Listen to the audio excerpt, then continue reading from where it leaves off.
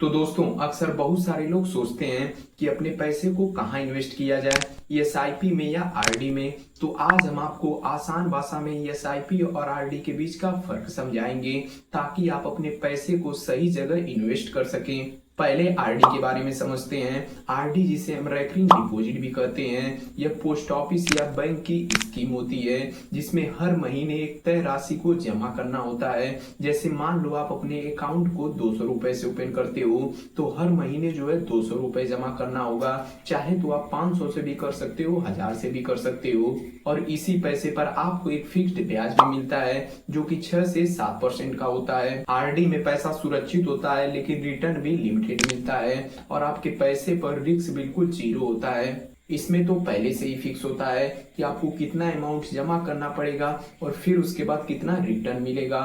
हर एक चीज पूरा डिटेल में आपके पासबुक पर लिख कर दी जाती है।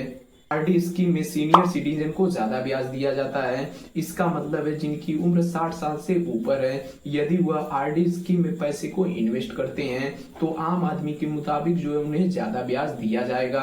अब समझते हैं एसआईपी के बारे में। एसआईपी जिसे सिस्टमैटिक इन्वेस्टमेंट प्लान भी कहते हैं, यह म्यूचुअल फंड्स में निवेश करने का एक तरीका है। अब म्यूचुअल फंड्स क्या होता है उसे ध्यान से समझ लीजिए। जैसे म्यूचुअल फंड्स की अलग अलग बहुत सारी कंपनियां हैं। आप किसी एक म्यूचुअल फंड्स को अपना पैसा देते हो तो वह अलग अलग स्टॉक्स का रिसर्च करती हैं और अलग अलग स्टॉक्स में आपके पैसे को लगा देती हैं। अब जैसे जैसे वह स्टॉक्स जो है ग्रो करता है आपका भी पैसा बढ़ना स्टार्ट कर देता है।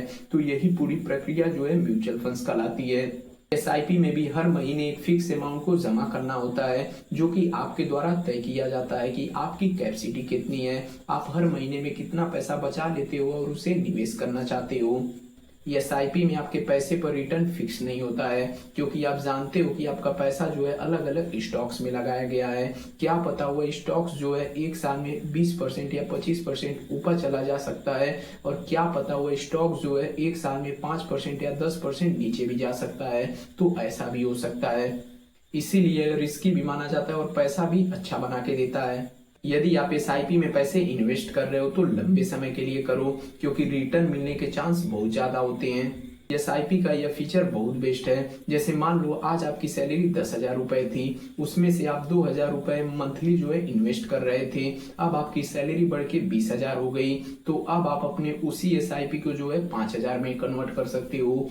अब आप हर महीने 5,000 इन्वेस्ट कर सकते हो उसी एसआईपी पर। यदि आप एसआईपी में पैसे इन्वेस्ट करते हो तो आपको डरने की जरूरत नहीं है क्योंकि आपका पैसा जो है अलग अलग सेक्टर में लगाया जाता है। जैसे मान लो आईटी सेक्टर हो गया, डिफेंस सेक्टर हो गया। आज आईटी सेक्टर नहीं चल रहा है तो डिफेंस जरूर चलेगा, तब भी आपका पैसा जो है धीरे धीरे ग्रोथ ही करेगा। तो एसआईपी और आरडी के बीच ये सारे अंतर जानने के बाद निष्कर्ष यही निकलता है कि यदि आप कम से कम समय में और बिल्कुल भी रिस्क नहीं लेना चाहते हो तो आरडी आपके लिए बेस्ट है। वहीं पर यदि आप लंबे समय में और थोड़ा सा रिस्क लेना चाहते हो तो वहां पर आपके लिए एसआईपी बेस्ट है। तो दोस्तों एसआईपी और आरडी का एक फार्मूला है जो कि मैं आपको स्क्रीन पर शो कर दूंगा, आप लोग देख लीजिएगा। तो यदि अब आप लोगों को फाइनेंस से रिलेटेड किसी भी टॉपिक पर वीडियो चाहिए तो बस आप लोग कमेंट करिएगा, मैं आपको अलग से एक वीडियो बनाकर दे दूंगा। और वीडियो यदि पसंद आई हो तो लाइक और सब्सक्राइब जरूर करिएगा।